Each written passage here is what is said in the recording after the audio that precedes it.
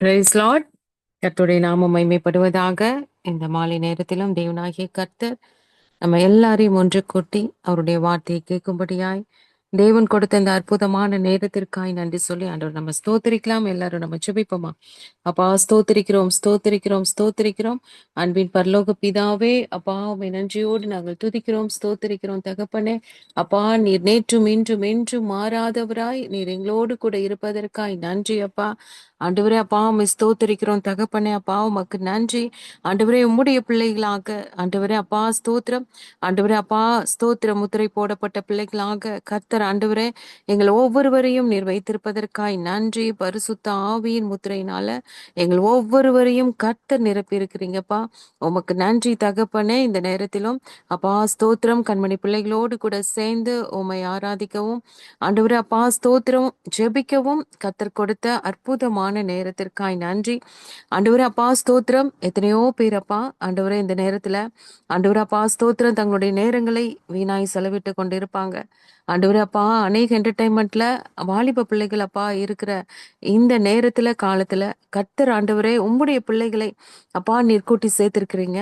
நிச்சயமாகவே அப்பா நீங்க சொல்றீங்க அதற்கேற்ற பிரதிபலனை நான் கொடுப்பேன் என்று.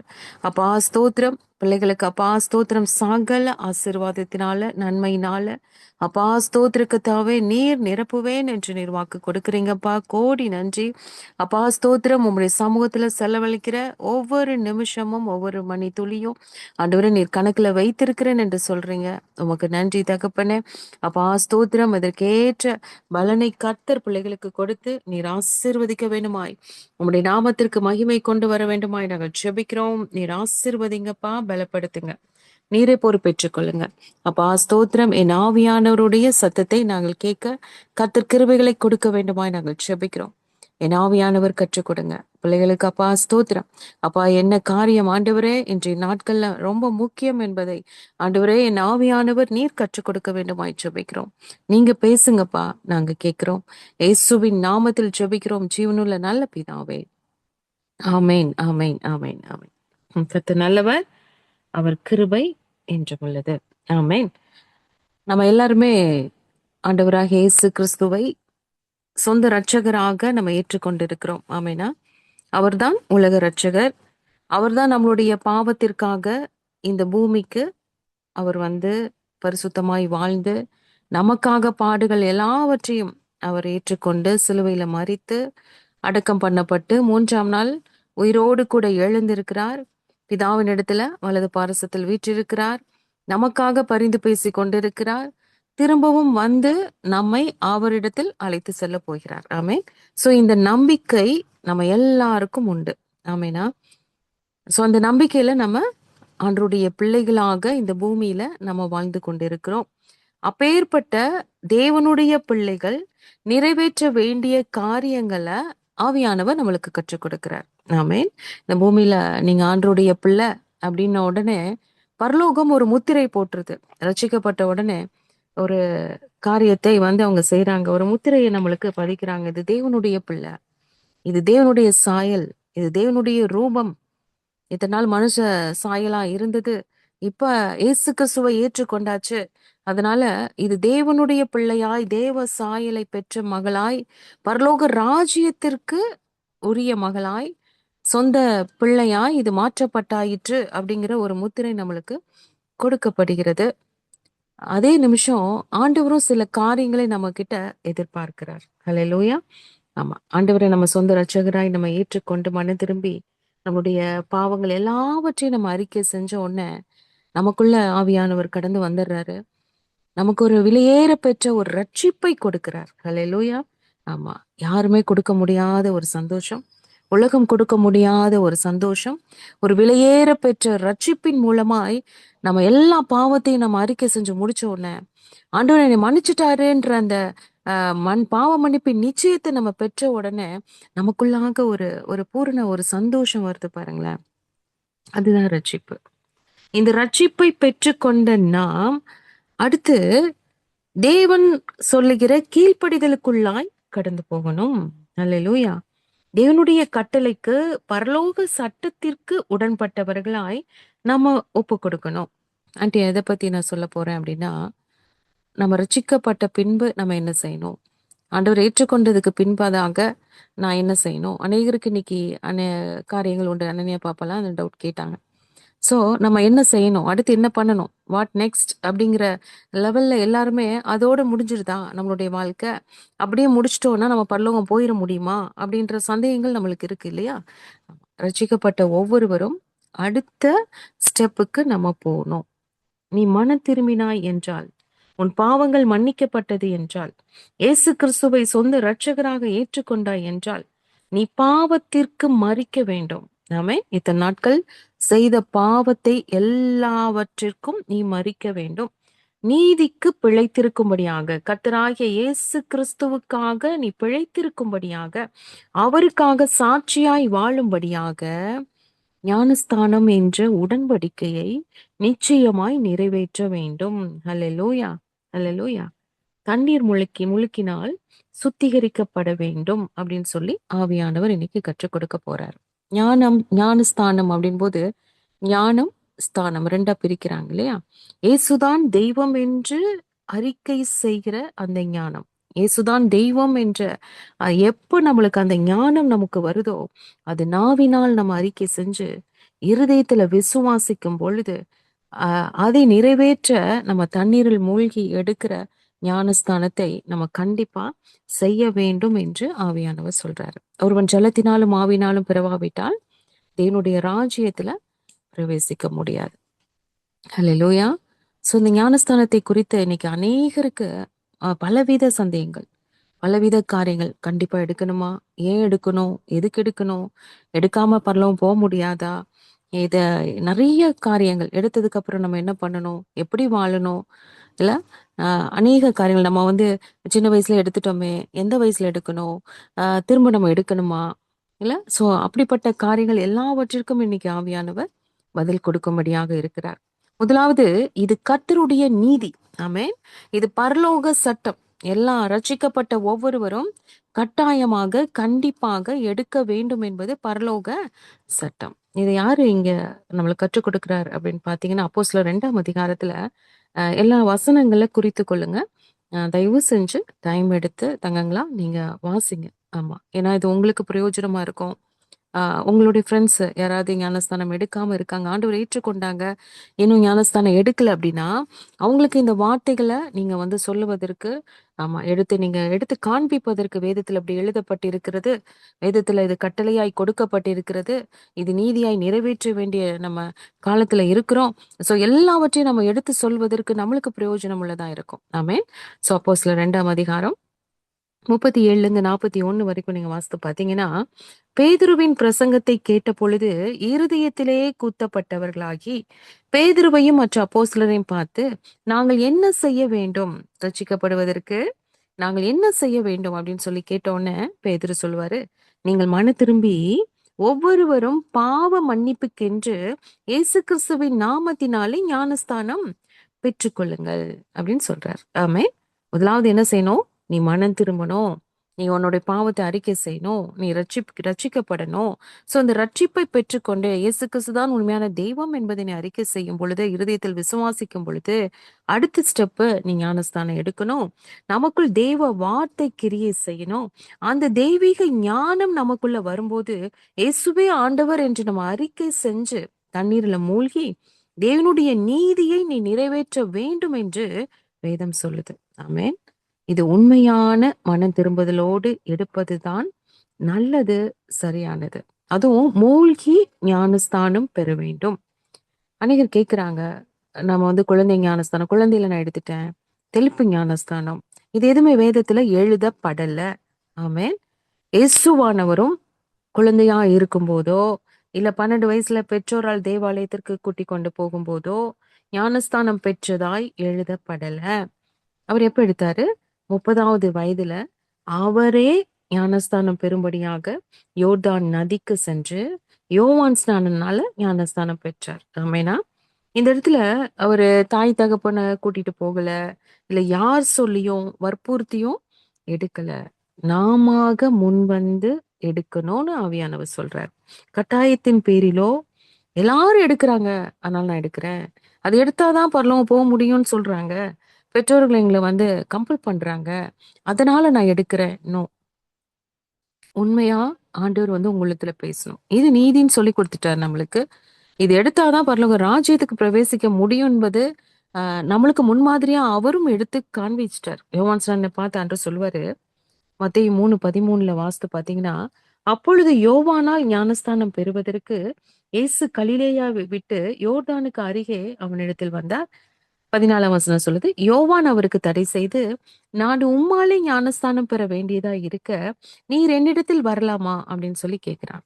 அப்ப ஆண்டவர் சொல்லுவாரு, இப்பொழுது இடங்கொடு, இப்படி எல்லா நீதியையும் நிறைவேற்றுவது நமக்கு ஏற்றதா இருக்கிறது. இது முன்னாடியே பரலோக திட்டம்பா. நான் இந்த பூமிக்கு வரணும், எனக்கு முன்பதாக நீ பிறக்கணும், இல்ல இந்த காரியங்களை எனக்கு வழியை செவ்வப்படுத்தணும், நீ இந்த மாதிரி வனாந்தரத்துல நீ சுவிசேஷம் அறிவிக்கணும், ஞானஸ்தானம் கொடுக்கணும், அந்த நேரத்துல நான் வந்து 30வது வயதுல ஞானஸ்தானம் எடுக்கணும். இது எல்லாமே பரலோக திட்டம், கர்த்தருடைய நீதி.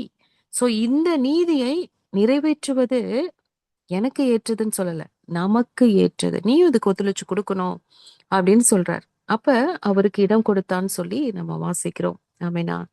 சோ இது கர்த்தருடைய நீதி. நமக்காய் தேவன், பரலோக தேவன் தன்னுடைய ஊழியத்தை ஆரம்பிப்பதற்கு முன்பாக, உலகத்திற்குள் போவதற்கு முன்பாக நமக்கு முன்மாதிரியாக வாழ்ந்து காட்டிட்டு போயிருக்காரு. ஆமேனா. அதனாலதான் 1 பேதுருல 2ஆம் அதிகாரம் 21ஆம் வசனம் சொல்லுது, இதற்காக நீங்கள் அழைக்கப்பட்டும் இருக்கிறீர்கள், ஏனெனில் கிறிஸ்துவும் உங்களுக்காக பாடுபட்டு நீங்கள் தம்முடைய அடிச்சுவடுகளை தொடர்ந்து வரும்படி உங்களுக்கு மாதிரியை பின் வைத்து போனார். ஹல்லேலூயா. நம்ம எப்படி வாழணும், எப்படி இருக்கணும், என்ன செய்யணும், எல்லாமே நீங்க ஆண்டவருடைய எல்லா சுவிசேஷ புத்தகங்களையும் மறுபடியுமா நீங்க வாசிட்டே இருங்களேன். அதுல ஆண்டவர் எப்படி நம்ம வந்து வாழணும், எப்படி நம்ம பேசணும், எப்படி நம்ம வந்து நம்மளுடைய ஆவிக்குரிய காரியங்களை கற்றுக்கொள்ளணும், எப்படி மறுரூபமாகிற ஒரு வாழ்க்கைக்குள்ளாய் போகணும். 3 வித மறுரூபங்கள் அங்க அழகா காமிச்சிருப்பார். அங்க வந்து காணா ஒரு கல்யாணத்துல முதல் மறுரூபம், அடுத்து பாத்தீங்கன்னா மறுரூப மலையில 2வது மறுரூபம், 3வது ஆண்டவர் உயிர்த்தெழுந்து பரமேறி போறது 3வது மறுரூபம்.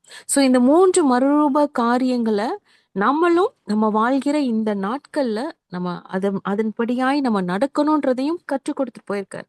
அது மாதிரி நீ ஊழியத்தை ஆரம்பிக்கிறதுக்கு முன்னாடி, நீ கிறிஸ்தவ வாழ்க்கை வாழ்வதற்கு முன்பாக, நீ ரட்சிக்கப்பட்ட உடனே நீ ஞானஸ்தானம் எடுத்துட்டு தான் நீ உலகத்துக்குள்ளேயே நீ போகணும் மகளே. ஊழியத்தை நீ செய்ய முடியும் மகளே. அப்புறம்தான் நீ ஆண்டவருக்காக நீ பிரகாசிக்க முடியும் அப்படிங்கிற காரியத்தையும் நமக்கு எல்லாவற்றையும் ஒரு மாதிரியை வைத்து போயிருக்காரு. ரோல் மாடலா ஆண்டவர் வந்து நம்ம வந்து டவுட்டே வர வேண்டாம், நம்மளுக்கு எப்படி இருக்கணும் எல்லாவற்றையும் கற்றுக் கொடுத்துட்டு போயிருக்காரு. அதனாலதான் எபிரேயர் 12:1 வாசிக்கிறோம், ஆகையால் மேகம் போன்ற இத்தனை திரளான சாட்சிகள் நம்மை சூழ்ந்து கொண்டிருக்க, பாரமான யாவற்றையும் நம்மை சுற்றி நெருங்கி நிற்கிற பாவத்தை தள்ளிவிட்டு விசுவாசத்தை துவக்குகிறவரும் முடிக்கிறவருமாய் இருக்கிற கிறிஸ்துவை நோக்கி நமக்கு நியமித்திருக்கிற ஓட்டத்தில் பொறுமையோடே ஓடக்கடவுள். நிதானமா நீ பாரு, நீ சிந்திச்சு பாரு, இயேசுவானவர் எப்படி இந்த பூமியில வாழ்ந்தாரு, எப்படி அவர் பேசினாரு, எப்படி நடந்துகிட்டாரு. ஒவ்வொரு முறையும் அவர் சாப்பிடும் போதும் சரி, நிக்கும் போதும் சரி, போகும்போதும் உட்காரும் போதும் ஜெபத்துல எப்படி அவர் ஜெபம் பண்ணாரு, ஜெபம் பண்ணிட்டு தான் சாப்பிட்டாரு இல்லையா, ஜெபம் பண்ணிட்டு தான் அந்த காரியத்தை செஞ்சாரு, ஜெபம் பண்ணிட்டு தான் சுகமாக்குறாரு, அற்புதங்களை செய்யறாரு. ஒவ்வொரு காரியமும் ஜெபத்தின் வழியாய் நடத்துறாரு. தனிமையில போய் அவரு இருட்டோட எழுந்து ஜெபிக்கிறாரு, அதிகாலையில போய் ஜெபிக்கிறாரு. அநேக நேரங்கள் ஊழிய பாதையில அவர் அநேக ஊர்களுக்கு போனாலும் அவர் ஜெப நேரம் மாறவே இல்லை. பிதாவோடு உறவாடுகிற நேரம் மாறவே இல்லை. இல்ல, அவர் 30 வயசு வரைக்கும் தாய் தகப்பனோடு வாழும்போது அவ்வளவு கீழ்ப்படிந்து அவ்வளவு அன்புள்ளவராக, இல்ல ஒரு பெண்ணாக, நான் ஆண்டவர், நான் சர்வ வல்லமை படைத்தது, உங்களே படைச்சது நான் தான், நான் ஏன் உங்களுக்கு கீழ்ப்படியணும், ஒரு வார்த்தை சொல்லல, எதிர்த்து பேசல. தாயின் தகப்பனுக்கும் கீழ்ப்படிந்து 30 வயசு வரைக்கும் இருந்தாரு. அடுத்து 3 வருஷம் ஊழியம், பிதாவுடைய சித்தத்தை இல்ல அந்த 3 வருஷத்துல நிறைவேற்றி முடிச்சாரே, எத்தனை ஆச்சரியமாய். சோ விசுவாசத்தை துவக்குகிறவர் முடிக்கிறவரான கிறிஸ்துவை நோக்கி அவர் என்ன செய்தாரோ, அவர் என்ன செய்ய சொல்கிறாரோ அதற்கு கீழ்ப்படிந்து அவருடைய அடிச்சுவடுகளை அப்படியே பின்பற்றும் போதுதான் அவருடைய பிள்ளைகளாய் நம்மளும் வாழ முடியும். நீதியை நிறைவேற்ற அவரே வந்து ஞானஸ்தானம் எடுத்தார். மனம் திரும்பி நாமாக ஒப்பு கொடுத்து மனப்பூர்வமா எடுப்பதுதான் உண்மையான ஞானஸ்தானம். அதனாலதான் நம்ம அப்போஸ்தலர் 8ல பாக்குறோம். அங்க ஒரு சம்பவம் இருக்குல்ல, எத்தியோப்பிய மந்திரி. சோ பிலிப்பு வந்து அவரோட ரதத்தோட போ அப்படின்னு ஆவியானவர் சொன்னோன்னே சேர்ந்து போகும்போது ஏசாயா 53 வாசிப்பாரு. உடனே இது உனக்கு புரியுதா தெரியுதா, எனக்கு யார் சொன்னா, எனக்கு யாரும் விளக்கி காண்பிக்கலன்னா எனக்கு எப்படி தெரியும் அப்படின்னு சொன்னோன்னே இவர் எல்லாவற்றையும் ஆண்டவரை பத்தி எடுத்து சொல்றாரு. சொல்லி கிறிஸ்துதான் உண்மையான தெய்வம். அவர் உடனே ஆண்டவர் ஏற்றுக்கொண்ட உடனே ஞானஸ்தானத்தை பத்தியும் சொல்லப்பட்ட உடனே இந்த தண்ணி இருக்கிறதே, ஞானஸ்தானம் பெறுவதற்கு தடை என்ன அப்படின்னு சொல்லி அவர் கேக்குறாரு. உடனே பிலிப்பு சொல்லுவாரு, நீ முழு இருதயத்தோடு விசுவாசித்தால் தடை இல்லப்பா. நீ இயேசு கிறிஸ்துவை முழு மனதோடு விசுவாசிக்கிறேன் என்று சொன்னாலே போதும், அடுத்து நீ ஞானஸ்தானம் நீ எடுக்க ஆமா உன்னால முடியும் அப்படின்னு சொல்லி அவர் சொல்றார். அநேகருடைய கேள்வி இன்னொன்னு என்ன அப்படின்னு பாத்தீங்கன்னா, இன்றைய நாட்கள்ல சிலுவையில தொங்கின கள்வன் இல்லையா, அநேகருக்கு இந்த கொஸ்டின் வரும். ஞானஸ்தானம் எடுக்கலையே, அவன் பரதேசுக்கு போயிட்டான் அல்லவா, அப்ப நாங்க எதுக்கு எடுக்கணும் இல்ல, அநேக கேள்விகள் நம்மள்ட்ட இந்த கேள்விகள் கேட்டிருப்பாங்க. உண்மைதானே? நீங்க அப்படி கேட்கிறவங்கள பார்த்து கேளுங்க, நீங்கள் யாருடைய அடிச்சுவடுகளை பின்பற்றுறீங்க? நமக்காய் சிலுவையில் மரித்த இயேசுவையா, தன்னுடைய பாவத்துக்காக சிலுவையில தண்டனையை அனுபவித்து கொண்டிருந்த கல்வனையா? யாரை ஃபாலோ பண்றீங்க? நீங்க யாரை பின்பற்றி நீங்க போறீங்க? யார் உங்களுடைய தெய்வம்? யார் உங்களுக்காக ரத்தம் சிந்தினது? யார் உங்களுக்காக மரித்தது? யார் உங்களுக்காக உயிர்த்தெழுந்தது? இல்ல யார் உங்களுக்காக பரிந்து பேசிக் கொண்டிருப்பது? கர்த்தராகிய இயேசு கிறிஸ்து இல்ல. அவரை பின்பற்றி அவர் என்ன சொன்னாரோ, அவர் எப்படி வாழ்ந்தாரோ அதை நீங்க பின்பற்றதை விட்டுட்டு கல்வனையே பாக்குறீங்க. சிலுவையில் தொங்கின கல்வன் ஞானஸ்தானம் எடுக்கல. அதனால சிலுவையில தொங்கின கிறிஸ்து ஞானஸ்தானம் எடுத்தாரே இல்ல, நீதியை நிறைவேற்றி காண்பித்தாரே. நம்ம யாரை ஃபாலோ பண்றோம்? நம்ம ஆராதிப்பது சிலுவையில் தொங்கின இயேசுவை. யாரை பின்பற்றி செல்கிறோம்? கிறிஸ்துவை மட்டும் பாரு. ஆமெனா? யோசித்து பாருங்க, எல்லா மனிதர்களுமே பாவம் செஞ்சு பின்பு மனஸ்தாபப்பட்டு மன்னிப்பு கேட்டு ஞானஸ்தானத்தை பெற்றுக்கொண்டாங்க. ஆனா சிலுவையில தொங்கின ஏசப்பா எந்த பாவம் செய்யாதவர். அவருக்கு பாவ மன்னிப்பு அவசியம் எதுவுமே தேவையில்லை. என்னிடத்தில் பாவம் உண்டென்று யார் என்னை குற்றப்படுத்தக்கூடும்? பிலாத்து இவரிடத்தில் ஒரு குற்றத்தையும் காணேன்னு சொல்லுவார். யூதா சொல்லுவாரு, குற்றமில்லாத ரத்தத்தை நான் காட்டி கொடுத்துட்டேன். அவர் குற்றமில்லாதவர், மாசற்றவர், அவர் பரிசுத்தர், அவர் சேனைகளின் கர்த்தர், அவர் உன்னதமானவர், உயர்ந்தவர். அந்த பரிசுத்தமுள்ள தேவனே நமக்காக இந்த காரியத்தை, இந்த நீதியை நிறைவேற்றுகிறார் என்றால் இல்ல, அந்த நீதியை நிறைவேற்றினாதான் நீ பரலோகம் வர முடியும் அப்படிங்கறத எச்சரிக்கிறார்னா அவரை பின்பற்றுவோமா? இல்லைன்னா கடைசி நேரத்துல ஐசியூல இருந்துட்டு ஒரு கல்வன் தேவனை புரிந்து கொண்டு என்னுடைய பாவத்துக்காகத்தான் அவர் சிலுவையில தொங்கிக் கொண்டிருக்கிறார் என்ற உணர்வுல ஒரு மன திரும்புதல் சிலுவையில் இருக்கும்போது வந்தது. அதனால தேவன் அவனை அந்த இடத்துல ரட்சிக்கிறார். இந்த உலகத்துல வாழும்போது நன்மை தீமை அறிகிற வயது தொடங்கி விட்டது என்றால் யோசித்து பாருங்க. ஒரு 13 இயர்ஸ்க்கு அப்புறம் எல்லாருக்குமே நல்ல அறிவு, நல்ல ஒரு நாலேஜ் வந்துருது இல்லையா, நன்மை தீமை எல்லாமே புரிய ஆரம்பிக்குது, தெரிய ஆரம்பிக்குது. அதனால நீ ஞானஸ்தானம் எடுக்கிற வயது 13 வயதுக்கு மேல.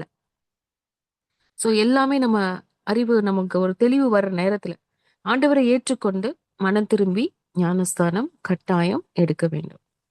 இந்த கல்வனை போல கடைசி மரணத்தோடு போராடி கொண்டிருப்பவர்களுக்கு பரலோகம் இரக்கம் காட்டலாம். அதைத்தான் ஆண்டவர் கற்றுக் கொடுக்கிறார். ஆனா வாய்ப்பிருந்தும் சொல்லியும் கேட்காதவர்கள், அதற்கான சூழலை ஆண்டவர் அமைத்து கொடுக்கிறார். நம்மள வாழ்நாட்களை எக்ஸ்டெண்ட் பண்ணி கொடுக்கிறாரு அப்படின்னு சொல்லும் போது இதை பற்றியதான காரியங்களை நம்மளுக்கு கற்றுக் கொடுக்கிறார். அப்படி கற்றுக் கொடுத்தும் கேட்டும் கேட்காதவர்கள் போல இருந்து நம்ம அதை எடுக்கல அப்படின்னு சொன்னா தேவனுடைய கோபாக்கினைக்கு ஆளாவோன்னு சொல்லி ஆண்டவர் சொல்றார். இல்ல, 3 சிலுவை இருக்கு. எந்த சிலுவையில் தொங்கினவரை நம்ம பாக்குறோம்? அவர் என்ன செய்ய சொன்னாரோ அதுதான் செய்யணும். கல்வனை பின்பற்றுதல்ல ஒரு ஊழியர் சொன்னாரு, நீ நீ எடுக்காம போலாம், ஆனா நீ இந்த கல்வனை போல நீ சிலுவையில அறையப்படுறதுக்கு ரெடியா இருக்கிறியான்னு கேட்டார். உண்மை அதுதான். இல்ல, நம்ம ஆண்டவரை பின்பற்றுகிறவர்களா இருக்கணுமே தவிர வேற தவறான மாதிரியை நம்ம எடுத்துட்டு அதை ஆர்கியூ பண்றதுனால நம்மளுக்கு நன்மையே வராது. ஏன்னா ஆஹ் கடைசி நேரத்துல அவன் ஆண்டவரை பிடித்துட்டு ஆண்டோட்ட போயிட்டான். அதை பத்தி ஆர்கியூ பண்ணிட்டு நம்ம பரலோகம் போக தவறி விடக்கூடாது என்று ஆவியானவர் எச்சரிப்பாய் இருக்க சொல்றாரு. அதே நிமிஷம் யோசித்து பாருங்களேன், இந்த ஞானஸ்தானம் எடுத்தவர்கள் எப்படி நம்ம எடுத்திருக்கிறோம்? மனம் திரும்பி உண்மையாய் நம்ம எடுத்தோமா? ஆண்டவரை விசுவாசிச்சு எடுத்தோமா? இல்ல மத்தவங்க சொல்றதுக்காக எடுத்தோமா? மம்மி டாடி சொன்னதுக்காக எடுத்தோமா? இல்ல நான் உண்மையாவே நான் மனம் திரும்பி எடுத்தேன் அப்படின்றா அதை யோசித்து பாருங்க. பிதா குமாரன் பரிசுத்த ஆவியினால ஞானஸ்தானம் எடுத்திருக்கிறோமா? ஒரு அபிஷேகம் பண்ணப்பட்ட ஊழியக்காரர்ட்ட எடுத்திருக்கிறோமா? உண்மையாய் அந்த இடத்துல அவர்கள் கேட்ட கேள்விகளுக்கு எல்லாம் உண்மையாய் மனசார ஒப்பு கொடுத்து நம்ம எடுத்திருக்கிறோமா? ஏன்னா ஒரே ஞானஸ்தானம் தான். ஆமென். அப்போஸ்தலர் 19ஆம் அதிகாரம் 1ல இருந்து 5 வரைக்கும் நீங்க வாசித்து பாத்தீங்கன்னா, அப்பல்லோ என்பவன் கொரிந்து பட்டணத்திலே இருக்கையில் பவுல் மேடான தேசங்கள் வழியாய் போய் எபேசுக்கு வந்தான். அங்கே சில சீஷரை கண்டு, நீங்கள் விசுவாசிகளான போது பரிசுத்த ஆவியை பெற்றீர்களா அப்படின்னு சொல்லி கேட்கிறார். பரிசுத்த ஆவியை பெற்றுக்கொண்டீங்களா? அதற்கு அவங்க சொல்றாங்க, பரிசுத்த ஆவி உண்டென்பதை நாங்கள் கேள்விப்படவே இல்லை. பிதா குமாரன் பரிசுத்த ஆவி, இந்த பரிசுத்த ஆவியை பத்தியே எங்களுக்கு தெரியாதுங்கிறாங்க. அப்ப அவர் சொல்றாரு, அப்படின்னா நீங்க எந்த ஞானஸ்தானம் பெற்றீங்க?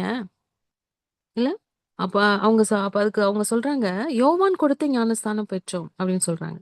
அப்ப பவுல் சொல்வாரு, யோவான் தனக்கு பின் வருகிறவராகிய கிறிஸ்து இயேசுவில் விசுவாசிகளா இருக்க வேண்டும் என்று ஜனங்களுக்கு சொல்லி மனந்திரும்புதலுக்கு ஏற்ற ஞானஸ்தானை கொடுத்தானே அப்படின்னு சொல்றான். அந்த காரியம் மட்டும்தானே இருந்தது. சோ உடனே இவங்க கேட்ட உடனே அப்புறம்தான் இவங்க உணர்றாங்க, ஓ நம்ம ஆஹ் எது உண்மைன்றது தெரியாம நம்ம அரைகுறையான ஒரு காரியத்துல அவசரப்பட்டு நம்ம அப்படி எடுத்துட்டோமே, இப்ப எங்களுக்கு புரியுது அப்படின்னு சொல்லிட்டு அவங்க செய்யறாங்க. என்ன செய்யறாங்க? கர்த்தராகிய இயேசுவின் நாமத்தினாலே ஞானஸ்தானம் பெற்றார்கள். அல்லேலூயா. அப்படிப்பட்ட ஒரு காரியம்தான் வேணும். உண்மையான மனம் திரும்புதலோடு பிதா குமாரன் பரிசுத்த ஆவியின் நாமத்தினாலே ஞானஸ்தானம் எடுக்கணும். ஆமெனா? அதுதான் உண்மையான ஞானஸ்தானம். பாவத்தை விட்டு மனம் திரும்பணும், இயேசுவை ஏற்றுக்கொள்ளணும், அறியணும், பிதா குமாரன் பரிசுத்த ஆவியினால ஞானஸ்தானம் பெறணும். எனக்கு பிதா தெரியாது, இயேசு தெரியாது, பரிசுத்த ஆவி தெரியாது அப்படின்னு ஞானஸ்தானம் எடுத்தோம்னா அது டோட்டல் வேஸ்ட். இதான் ஆவியானவர் நம்மளுக்கு கற்றுக் கொடுக்கிறார். பவுல்லாம் பாத்தீங்கன்னா, அனனியா ஜெபம் பண்ண உடனே அவன் கண்களிலிருந்து மீன் செதில்கள் மாதிரி விழுந்தது. அவன் பார்வை அடைந்து அந்த ஞானம் வந்துருச்சு. ஞானம் வந்த உடனே அவன் எழுந்திருந்து ஞானஸ்தானம் பெற்றான். ஞானஸ்தானம் எடுத்ததுக்கு பின்னாடி அடுத்ததிலே தாமதிக்காம போய் கிறிஸ்துவை தேவன் என்று பிரசங்கிக்க தொடங்கினான் அப்படின்னு சொல்லி நம்ம வாசிக்கிறோம். அது கேட்ட உடனே தாமதிக்கல. நான் ஆண்டவரை ஏற்றுக்கொண்டேன். உடனே அந்த ஞானம் பிறந்தது, பார்வை வந்த உடனே ஞானஸ்தானத்துக்கு அவரு தள்ளி போடவே இல்லை. அதே மாதிரி பிலிப்பும் பாருங்க, அப்போஸ்தலர் 8ஆம் அதிகாரம் 12ஆம் வசனம் சொல்லுது, தேவனுடைய ராஜ்யத்துக்கும் இயேசு கிறிஸ்துவனுடைய நாமத்திற்கும் ஏற்றவைகளை குறித்து பிலிப்பு பிரசங்கித்ததை அவர்கள் விசுவாசித்த போது புருஷரும் ஸ்திரீகளும் ஞானஸ்தானம் பெற்றார்கள். ஆமே. இந்த விசுவாசம் கேள்வியினாலே வரும். நம்ம கேள்வி கேட்க கேட்க கேட்கதான், நம்ம ஆண்டோடைய வார்த்தையை கேட்க கேட்க கேட்கதான் நம்மளுக்கு அநேக காரியங்கள் நம்மளுக்கு வரும். சோ இந்த கேள்வி வசனத்தினாலே வரும்னு சொல்லி வேதம் சொல்லுது. விசுவாசம் நமக்கு ரட்சிப்பை கொடுக்கிறது. ரட்சிக்கப்பட்ட ஜனம் அவரோடு உடன்படிக்கை செய்து கொள்றாங்க. ரட்சிப்பு எவ்வளவு முக்கியமோ அதே போலதான் ஞானஸ்தானம் ரொம்ப ரொம்ப ரொம்ப ரொம்ப முக்கியம் தானுங்களா. சோ தேவனுடைய நீதி அது அது நிச்சயமாய் நிறைவேற்றப்பட வேண்டிய ஒன்று. இரண்டாவது பாத்தீங்கன்னா, இது தேவன் நம்மோடு செய்த உடன்படிக்கையின் அடையாளம். ஆமே. இப்ப ஒரு கணவன் மனைவியா போற 2 பேரும் ஒருவரை ஒருவர் பேசி தங்களை அறிந்து கொண்டு, கணவன் மனைவியை நம்புறாங்க, மனைவி கணவனை நம்புறாங்க. ஒரு திருமண பந்தத்துல ஒன்றா இணைவாங்க இல்லையா? இருவரும் கணவன் மனைவி ஆக போறதுக்கு அடையாளமே திருமணம் தான் இல்லையா? சோ இருவரும் செய்து கொள்கிற ஒரு உடன்படிக்கை. என்ன சொல்லுவாங்க? அந்த திருமண இதுல நீங்க அட்டன் பண்ணியிருப்பீங்க. வாழ்விலும் சாவிலும் துன்பத்திலும் இன்பத்திலும் உயர்விலும் தாழ்விலும் நாங்க எப்பவுமே ஒன்னா இருப்போம், பிரிய மாட்டோம், எந்த சூழ்நிலையிலும் மரணம் நம்மை பிரிக்கும் வரை இல்ல ஒன்றாக வாழ்வோம் அப்படின்ற ஒப்பந்தம் மனிதனும் மனிதனும் செய்யக்கூடிய ஒப்பந்தம். இதுல கடவுள் இணைகிறார். அதான் முப்புரி நூல். சோ இந்த உடன்படிக்கை நம்ம கனப்படுத்துறோம் இல்லையா?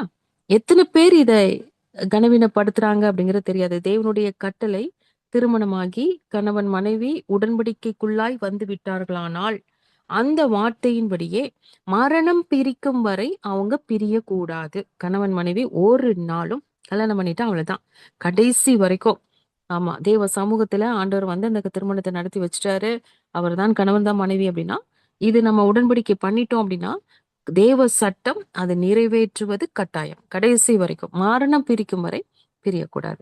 அதே மாதிரிதான் இது தேவனுக்கும் நமக்கும் ஒரு உடன்படிக்கையின் அடையாளம் தான் ஞானஸ்தானம். என்னுடைய பாவம் மன்னிக்கப்பட்டாச்சு, நான் ரட்சிக்கப்பட்டுட்டேன். அவரை புரிந்து கொண்டு கடைசி வரை, ஆண்டவரே நான் உங்களுக்காக மட்டும்தான் வாழ்வேன், இனி என்னுடைய இஷ்டம் இல்லப்பா, எல்லாமே நீங்க தான், என் ஆளுகை செய்வது நீங்க தான், என்னுடைய பழைய காரியங்கள் எல்லாம் ஒளிந்து போயிடுச்சு, என்னுடைய இஷ்டம் வேண்டாம், என்னுடைய விருப்பம் வேண்டாம், என்னுடைய ஆசை வேண்டாம், எல்லாமே பரலோக திட்டத்தின்படியாய் நான் ஒரு புதிய மனுஷியாய் நான் வெளியே வரேன், தேவனுடைய சாயலை தரித்துட்டு வரேன். இல்ல, இதுதான் வந்து ஆவியினால பிறக்கிறது. மாம்சத்துக்கு மறிச்சாச்சு, இல்ல பாவத்துக்கு மறிச்சாச்சு, உலகத்துக்கு மறிச்சாச்சு. இனி நான் வாழ போறது எல்லாமே என் தேவனுக்காக. அந்த இடத்துல ஞானஸ்தான தொட்டியில கேள்வி கேட்பாங்க, உண்மையாவே நீ ஆண்டவரை ஏற்றுக்கொண்டாயா? நீ வந்து ஆண்டவருக்காக நீ வாழ்வியா?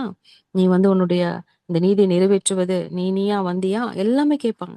நீ ஆண்டவருக்காக தான் இனி வாழ்வது, நான் அல்ல கிறிஸ்துவுக்காக வாழ்வேன் என்று முழுசா நீ ஒப்பு கொடுக்கிறியா?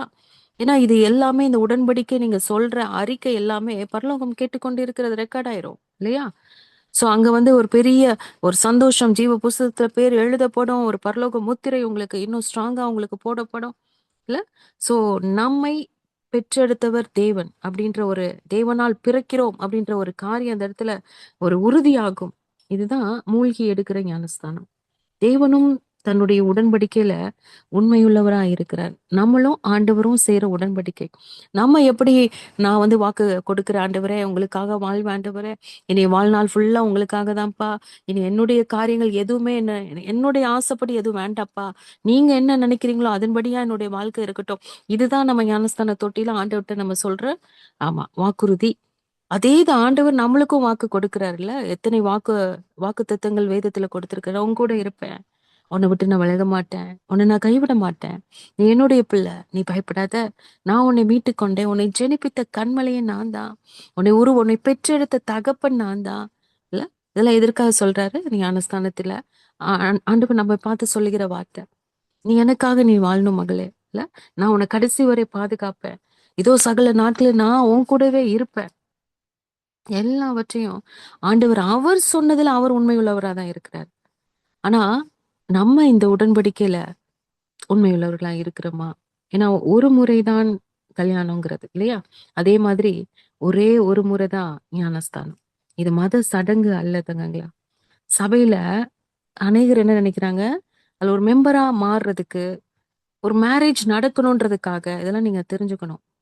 அநேக சபையில நடக்குது. கல்யாணம் பண்ணி வைக்கணும், அவ வேற அந்நிய இதா இருப்பாங்க இல்ல, அந்நிய தெய்வத்தை கும்பிடுறவங்களா இருப்பாங்க. திருமணத்துக்காக ஞானஸ்தானம் எடுக்க வர்றேன்னு வருவாங்க இல்ல, சபையில ஒரு மெம்பர் ஆகணும்ன்றதுக்காக வரும், கல்லறை கிடைக்கணும்ன்றதுக்காக வருவாங்க. அது மாதிரி ஆண்டவர் அறியாம எடுக்கிறது, வலு கட்டாயப்படுத்தி எடுக்க வைக்கிறது அதுவல்ல. உண்மையான மன திரும்புதலோடு தேவனுடைய உடன்படிக்கைக்கு கீழ்ப்படியவோ, நான் என்னுடைய பாவத்துக்கு மறிச்சிட்டேன், நான் இனி இத்தனை நாள் எனக்காக வாழ்ந்துட்டேன், இனி என் தேவனுக்காய் நான் வாழ போறேன், என் தேவனுடைய நீதி நிறைவேற்ற போறேன், அவருடைய அவர் கூட இருந்த உடன்படிக்கைய நானு நானு நிச்சயமாய் நிறைவேற்றுவேன் என்று அறிக்கை செய்து எடுப்பதுதான் ஞானஸ்தானம். ஆமேனா. மூன்றாவது காரியம், இது வந்து ஞானஸ்தானம்ங்கிறது கிறிஸ்துவை தரித்து கொள்வதற்கு அடையாளம். ஆமேனா. முதல்ல என்ன பார்த்தோம்? தேவனுடைய நீதி, இது பரலோக சட்டம் நிறைவேற்றணும். ரெண்டாவது தேவனுக்கும் நமக்கும் இருக்கிற உடன்படிக்கை.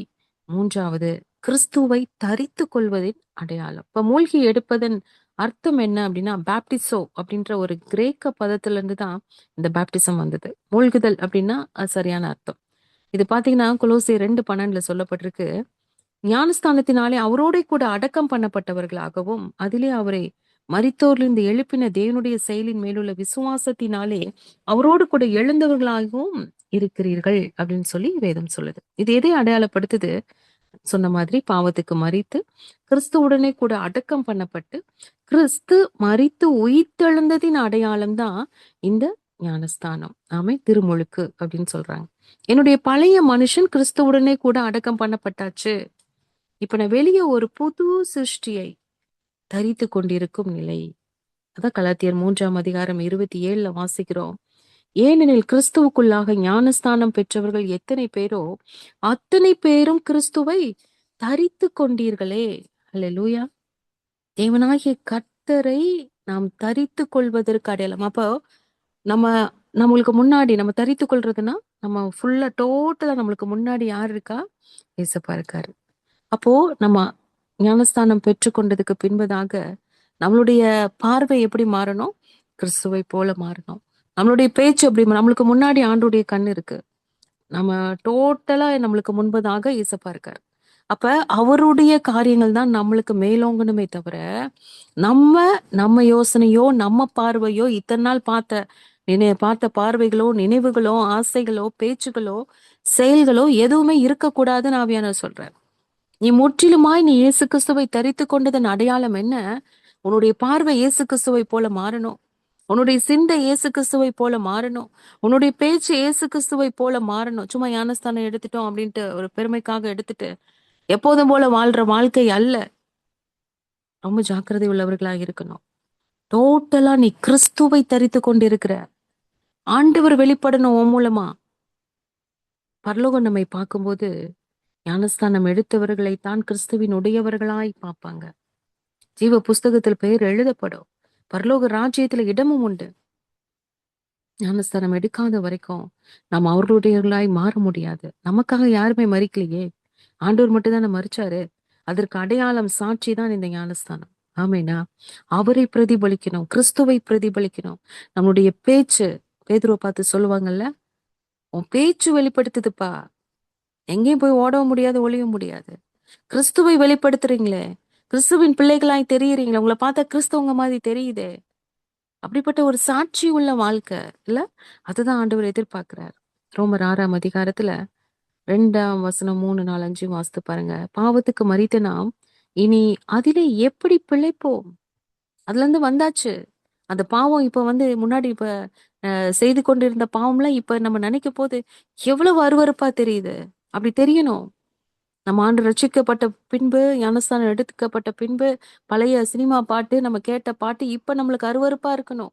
பழைய பாவங்கள் இப்ப செய்த சூழ்நிலைகளுக்கு போகும்போது, இப்படி ஒரு காரியம் நம்ம பண்ணிக்க எவ்வளவு ஒரு மோசமான காரியத்தை நம்ம பண்ணியிருக்கோம். அருவருப்பு வரணும். அதை நினைக்கும் போது ஒரு வெறுப்பு வரணும். அதுதான் உண்மையாய் கிறிஸ்துவை தரித்திருக்கிறதுன்னு அடையாளம். கிறிஸ்து இயேசுவுக்குள்ளாக ஞானஸ்தானம் பெற்ற நம் அனைவரும் அவருடைய மரணத்திற்குள்ளாக ஞானஸ்தானம் பெற்றதை அறியாமல் இருக்கிறீர்களா அப்படின்னு வேதம் சொல்லுது. மேலும் பிதாவின் மகிமையினாலே கிறிஸ்து மரித்தோரிலிருந்து எழுப்பப்பட்டது போல நாமும் புதிதான ஜீவன் உள்ளவர்களாய் நடந்து கொள்ளும்படிக்கு அவருடைய மரணத்திற்குள்ளாகும் ஞானஸ்தானத்தினாலே கிறிஸ்துவுடனே கூட அடக்கம் பண்ணப்பட்டோம். ஆதலால் அவருடைய மரணத்தின் சாயலில் நாம் இணைக்கப்பட்டவர்களானால் உயிர்த்தெழுதலின் சாயலிலும் இணைக்கப்பட்டிருப்போம். கிறிஸ்துவுடனே கூட நாம் மரித்தோமானால் அவருடனே கூட பிழைத்தும் இருப்போம் என்று நம்புகிறோம். அப்ப நம்மளுடைய வாழ்க்கை எப்படி ஆயிரணும்? நான் ஆண்டவர் அடக்கம் பண்ணப்பட்டது மாதிரி என்னுடைய பாவங்களுக்காக நான் அடக்கம் பண்ணப்பட்டுட்டேன், மரிச்சிட்டேன், செத்து போயிட்டேன். அன்னைக்கு ரோலிட்ட பேசும்போது அவர் தான் சொன்னாரு. எல்லாம் டோட்டல் என்னுடைய சுயம் மாம்சம் நான் செத்து போயிட்டேம்மா, நான் செத்து போயிட்டேன். இப்ப நான் என்னுடைய ஆவியில ஆண்டவருக்காக நான் வாழ்ந்துட்டு இருக்கேன், என் தேவனுக்காக என்னுடைய வாழ்க்கை வாழ்ந்துட்டு இருக்கிறேன் அப்படின்னு சொல்லி பவுல மாதிரி அன்னைக்கு அவரு அந்த வார்த்தையை சொன்னாரு. இனி நான் அல்ல, கிறிஸ்துவே இல்ல, இனி நான் என்னுடைய வாழ்க்கை முற்றிலுமா என்னுடைய ஆண்டவருக்காக நான் வாழ்றேன். இதுதான் அர்ப்பணிப்பு. ஞானஸ்தானம் எடுத்த பிறகும் நமக்காக, நம்மளுடைய சுயத்துக்காக, உலகத்துக்காக ஓடுனோம் என்றால் பிரயோஜனமே இல்லைங்க, பிரயோஜனமே இல்லை. ஆண்டவருக்காக வாழ்கிற வாழ்க்கை மட்டும்தான் பரலோகத்துல கொண்டு போய் சேர்க்கும். ஆமேனா? இன்னைக்கு அநேக வாலிப பிள்ளைகள் எடுக்காததுக்கு காரணம் என்ன தெரியுமா? சொல்றாங்க, பிள்ளைங்க சொல்றாங்க, ஆண்டி நான் அதை எடுத்தோன்னா என்னுடைய பழைய பாவம் சின்ன சின்ன இந்த சிற்றின்பங்கள்ல தான் மாட்டிக்கிறாங்க. அநேக பிள்ளைங்க மாட்டிக்கிறதுக்கு என்னன்னா சின்ன சின்ன ஆசைகள், அவங்களுடைய காரியங்கள்ல போய் மாட்டிக்கிறவங்க பழைய பாவம் செய்ய முடியாது இல்ல, இல்ல ரொம்ப நல்ல பிள்ளையா வாழணுமே அந்த ஒரு பயம் இருக்கு. ஞானஸ்தானம் எடுத்த உடனே எப்படி வாழணும்? ரொம்ப நல்ல பிள்ளையா நான் வாழணுமே, பயமா இருக்கு. அது மட்டும் இல்ல, நான் தப்பு பண்ணிட்டேன்னா என்ன கிடைக்கும்? பனிஷ்மென்ட் கிடைச்சிருமே எங்களுக்கு. அப்படிங்கிறதுனாலயே அநேகர் என்ன பண்றாங்கன்னா, அந்த பாப்டிசம் எடுக்கிறதுக்கு பயப்படுறாங்க. பழைய மனுஷன் மாறி, பழைய சுவாபம் களையப்பட்டு, புதிய மனுஷனாய் எழும்புவதன் அடையாளம். உண்மதான். ஞானஸ்தானம் எடுத்துட்டோம்னா, பழைய மனுஷனாய் வாழ முடியாது, வாழக்கூடாது. பழைய எண்ணங்கள், பழைய சிந்தைகள், அதே பேச்சு, அதே வார்த்தை, அதே எண்ணம், அதே செயல் இருக்கக்கூடாது என்று ஆவியானவர் சொல்றார். ஏன்னா, இத்தனை காரியங்கள நம்ம பார்த்துட்டு வரோம். கர்த்தருடைய நீதி, இது உடன்படிக்கை, இது கிறிஸ்துவை தரித்துக் கொள்வதற்கு அடையாளம்.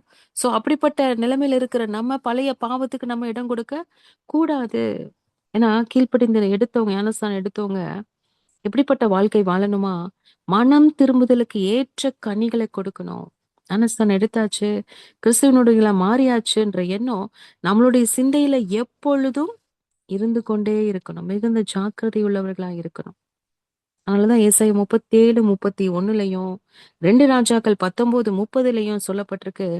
யூதா வம்சத்தாரில் தப்பி மீந்திருக்கிறவர்கள் மறுபடியும் கீழே வேர்பற்றி மேலே கனி கொடுப்பாங்க. தேவன் நம்மை தப்பி மீந்திருக்க வைத்திருக்கிறார் என்றால், அவர் கிருபை நம்மை வாழ வைத்து கொண்டிருக்கிறதுனா ஏன்? எத்தனையோ பேர் நம்மளை விட எவ்வளவு நல்லவங்க மரித்து போயிருக்கிறாங்க.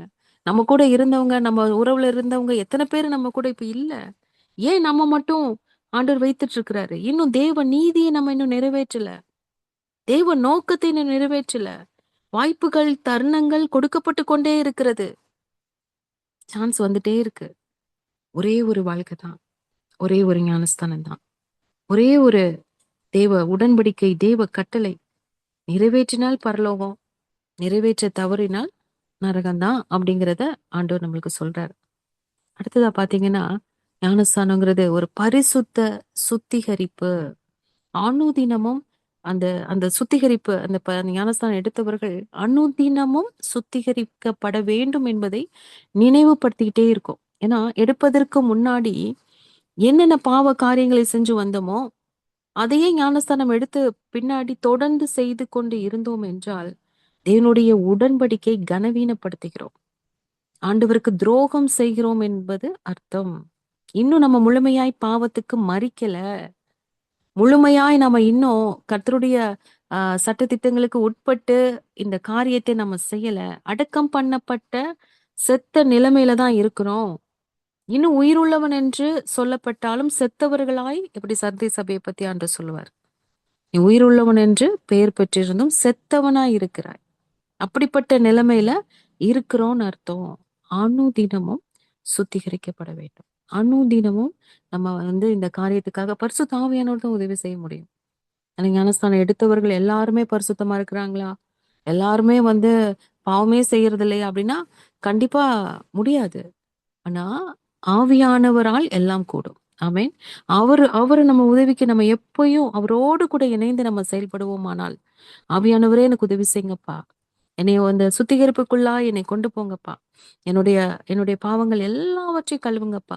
அனுதினமும் காலையில எழும்பி ஜெபிக்கணும், நைட்டும் ஒரு தற்பரிசோதனை செய்யணும். எல்லாருமே எல்லாருமே ஆண்டவரே, இந்த நாள்ல நான் என்ன காரியம் செஞ்சிருக்கேன்? நீங்க கொடுத்த இந்த கிருபை நாள்பா, என்னோட ஆயுசு நாள்ல இந்த ஒரு நாள் ஆச்சரியமாய் கூட்டி கொடுத்திருக்கிறீங்க. எத்தனையோ பேருக்கு இந்த ஸ்லாக்கியம் கிடைக்கல.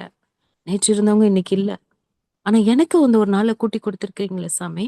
இந்த நாள்ல நான் உங்களுக்கு பிரயோஜனமா இருந்திருக்கேனா? இல்ல நான் பரிசுத்தமாய் நான் வாழ்ந்திருக்கேனா? என் கண்ணுல ஏதாவது தவறு பண்ணிருக்கேனா? என் காதுல ஏதாவது தப்பா பேசியிருக்கேனா? தப்பா கேட்டிருக்கேனா? வாயில தப்பா பேசியிருக்கேனா? ஏதாவது செயல்ல நான் தப்பா செஞ்சிருக்கேனா ஆண்டவரே? டைம வேஸ்ட் பண்ணிருக்கேனா? அதுவும் பாவம் தான் இல்ல? தேவையில்லாத வார்த்தையை பேசியிருக்கேனா? கெட்ட வார்த்தை கூட பேசல. தேவையில்லாத வார்த்தையை பேசியிருக்கேனா? அதுவும் தப்புதான். நானு உங்களுக்கு விரோதமா தவறு பண்ணியிருந்தா கிருபையா மன்னிச்சிருங்கப்பா. அனுதினமும் அனுதினமும் இந்த தற்பரிசோதனை செய்து சுத்திகரிக்கப்பட வேண்டியது அவசியமா இருக்கிறது. அதனால ஞானஸ்தானம் என்பது ஒரு பரிசுத்த சுத்திகரிப்பை அடையாளப்படுத்துகிறது. அப்பதான் நம்ம பரலோகம் போக முடியும்.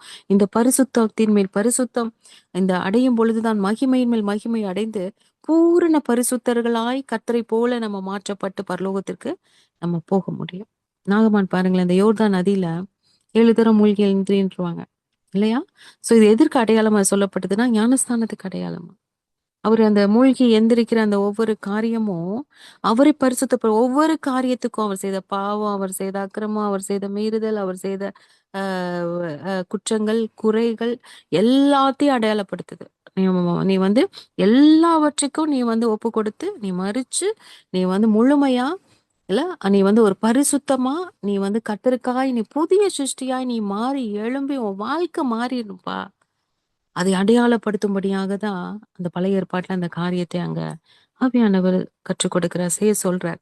வியாதி நீங்குது. ஞானஸ்தானம் எடுக்கும்போது சுத்திகரிப்புங்கிறது நம்ம ஆவி, ஆத்துமா, சரீரம் மூன்றுமே சுத்திகரிக்கப்படும். சோ அப்பேற்பட்ட காரியத்தை நீ செய்யணும்னு சொல்லி ஆண்டவர் சொல்றாரு. அநேகர் சொல்லியிருக்காங்க, சாட்சி சொல்லியிருக்காங்க, நீங்க கேட்டிருப்பீங்க. நான் வந்து ஆண்டவரை ஏற்றுக்கொண்டேன், ஞானஸ்நானம் எடுக்காம இருந்தேன். இந்த வியாதி எனக்கு வந்து திடீர்னு வந்துச்சு பாருங்க. அது தொடர்ந்து வந்து என்னால வந்து முடியவே இல்ல. அதுக்கப்புறம் ஆவியானவர் என் கூட பேசினாரு. ஞானஸ்தானம் எடுக்க சொன்னாரு. அதுக்கப்புறம் ஞானஸ்தானம் எடுத்ததுக்கு அப்புறம் இந்த வியாதியே மாறிடுச்சுங்க. இந்த பலவீனம் எனக்கு வர்றதே இல்ல. இந்த கஷ்டம் எனக்கு இல்லவே இல்லை. இந்த பிரச்சனை மாறிடுச்சு. இந்த போராட்டம் மாறிடுச்சு. ஞானவானா மாறிட்டேன். அநேக அநேக சாட்சிகளை நம்ம கேட்டிருக்கோம். அதனால நம்மள ஒரு பரிசுத்த சுத்திகரிப்புக்குள்ளாய் இது நடத்துது. ஆமேனா. சோ வரும் கோபத்துக்கு நம்ம தப்பித்துக் கொள்வோம். வாழ்விலும் தாழ்விலும் குறைவிலும் நிறைவிலும் அவரோடுதான். அதனாலதான் பவுல் எழுதுவார் ரோமர் 8ஆம் அதிகாரத்துல, மரணமானாலும் ஜீவனானாலும் தேவதூதர்களானாலும் அதிகாரமானாலும் வல்லமையானாலும் நிகழ்காரியமோ வருங்காரியமோ உயர்வோ தாழ்வோ வேறெந்த சிருஷ்டியோ நம்முடைய கர்த்தராகிய இயேசு கிறிஸ்துவின் மேலுள்ள தேவனுடைய அன்பை விட்டு நம்மை பிரிக்க மாட்டாது என்று நிச்சயித்திருக்கிறார். தேவனை உண்மையாய் நேசிக்கிறவர்கள் ஆர்கியூமெண்ட் பண்ண மாட்டாங்க. ஆண்டவருடைய வார்த்தைக்கு கீழ்ப்படிவாங்க, கட்டளையை நிறைவேற்றுவாங்க, பரிசுத்தமாய் வாழ பிரயாசப்படுவாங்க. அந்த முன்னாடி செய்த அந்த பாவங்களை திரும்பி பார்க்க மாட்டாங்க. அதை அருவருப்பா வெறுத்து ஒதுக்கி தள்ளிடுவாங்க. இல்ல லாபமான அனைத்தையும் நஷ்டமா எண்ணுவாங்க. இதெல்லாம் நம்ம வந்து முன்னாடி ஆண்டுக்குள்ள வர்றதுக்கு முன்னாடி சில விஷயங்கள்லாம் நம்மளுக்கு பெருசா தெரியும். விட்டு கொடுக்க மாட்டோம், யாருக்கும் எந்த ஹெல்ப்பும் பண்ண மாட்டோம், கொடுக்க மாட்டோம். இல்ல இது எனக்கு வேணும், எனக்கு வேணும் அப்படின்னு எடுத்த காரியங்கள் எல்லாவற்றிலும் ஒரு மாறுதல். ஒரு பரிசுத்தமாய் வாழ்ற ஒரு வாழ்க்கை. எனக்கு எது இருந்தாலும் இல்லாட்டியும் என்னை விட்டு எல்லாம் என்னை விட்டு போனாலும் எனக்கு என் கூட ஆண்டவர் இருக்கிறாரு அப்படின்ற அந்த அந்த ஆசை, ஆண்டவர் மேல அன்பு அதிகமாகும். இன்னும் பரிசுத்தமாய் வாழணும், இன்னும் கர்த்தரோடு இணையணும், அவரோடு கூட உறவாடணும். ஏன்னா பரிசுத்தம் இல்லாமல் தேவனை தரிசிக்க முடியாது. பரிசுத்தம் இல்லாமல் ஆண்டோட ஆராதனை செய்ய முடியாது. பரிசுத்தம் இல்லாம ஆண்டரோடு கூட பேச முடியாது. பைபிள் படிக்க முடியாது. அந்த பரிசுத்தத்தை கொடுப்பது கர்த்தராகிய இயேசு கிறிஸ்து. அதை உறுதிப்படுத்துவதின் அடையாளம் ஞானஸ்தானம். ஆமெனா. அடுத்து 5வது ஆண்டவர் சொல்றாரு, லூக்கா 7ஆம் அதிகாரம் 30ஆம் வசனம் சொல்லப்படுது, பரிசேயரும் நியாய சாஸ்திரிகளுமே அவர்களாலே ஞானஸ்தானம் பெறாமல் தங்களுக்கு கேடு உண்டாக தேவனுடைய ஆலோசனையை தள்ளிவிட்டார்கள். இந்த இடத்துல ஆண்டவர் சொல்ற வார்த்தை என்னன்னா, ஞானஸ்தானம் என்பது தேவனுடைய ஆலோசனை. ஹல்லேலூயா.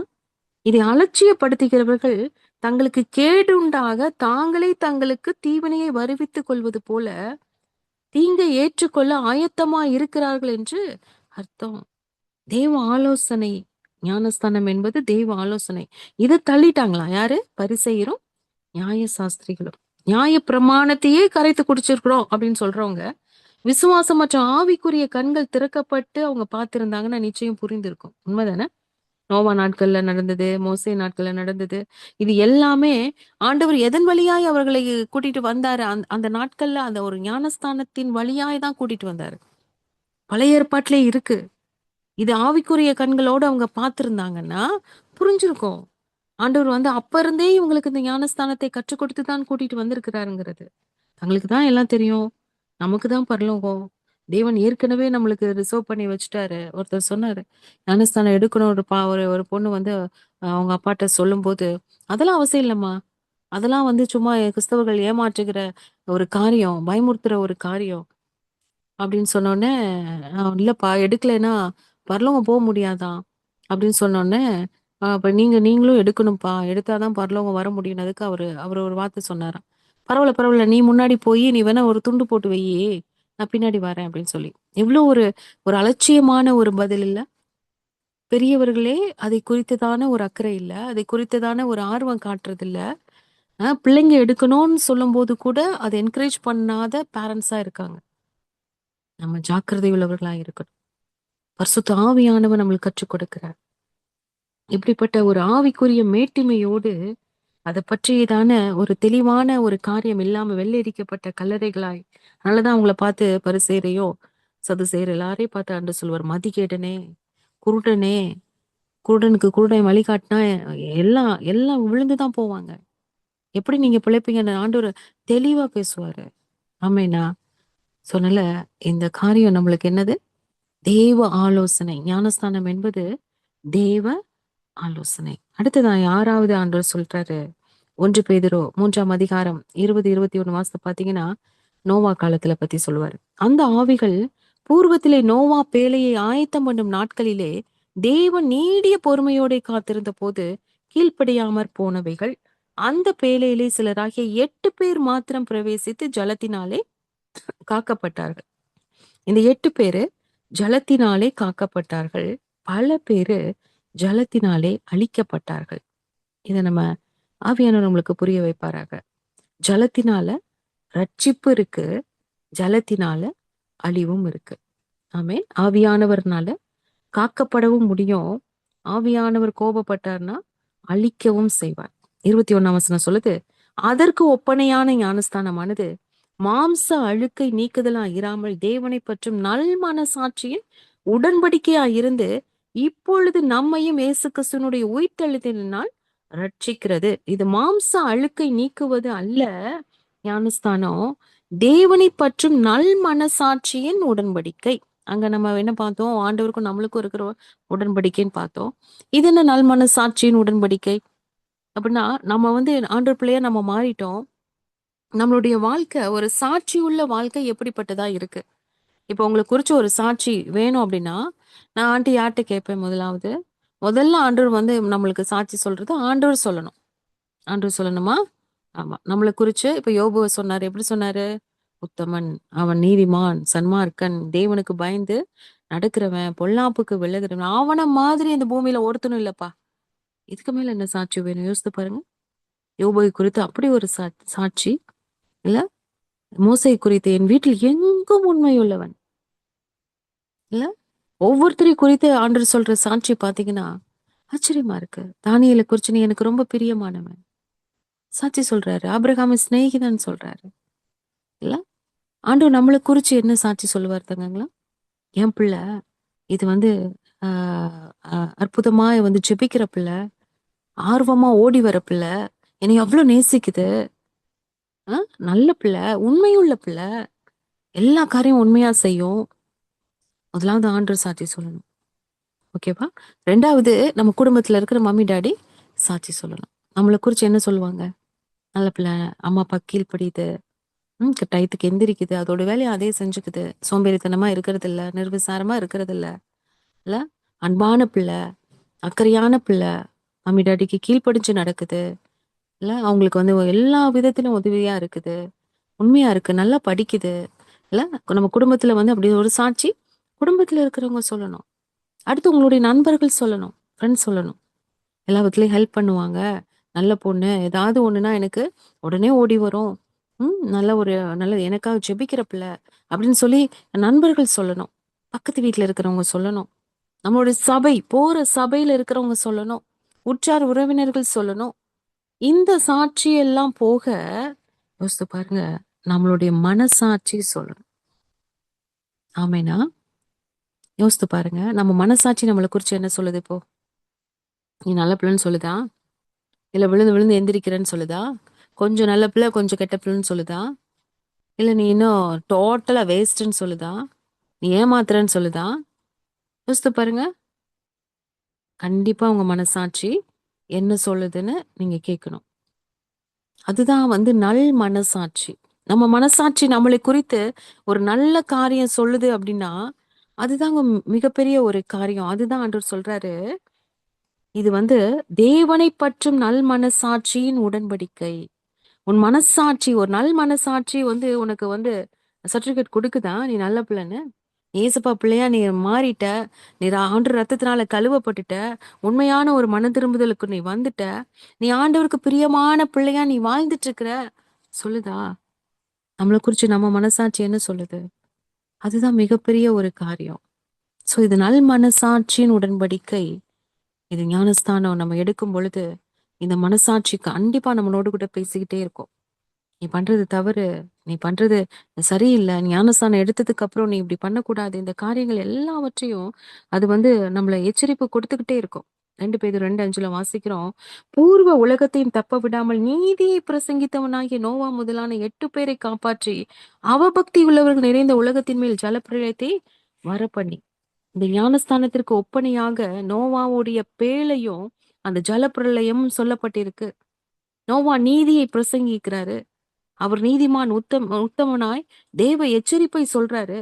வரும் கோபத்துக்கு தப்பித்துக் கொள்ளுங்கள் சொல்லி பிரசங்கிக்கிறாரு. அதுல 8 பேர் மாத்திரம்தான் ரட்சிக்கப்படுறாங்க. அதே மாதிரி தேவ எச்சரிப்பை கேட்டு நீதியை செய்கிறவர்கள் பேழைக்குள் பிரவேசித்து காப்பாற்றப்படுவார்கள். இவர்கள் எப்படி ஜலத்தினால காப்பாற்றப்பட்டார்களோ நாமும் ஜலத்தினால ஞானஸ்தானம் பெற்று ரட்சிப்பை காத்து கொள்ளணும். கீழ்ப்படுகிறவர்கள் பேழைக்குள் பிரவேசிப்பாங்க. தேவ சத்தத்தை கேட்டு தேவனை பற்றும் நல் மனசாட்சியின் உடன்படிக்கைக்கு உட்படுகிறவர்கள் தேவனால் காப்பாற்றப்படுவார்கள். ஆமேனா?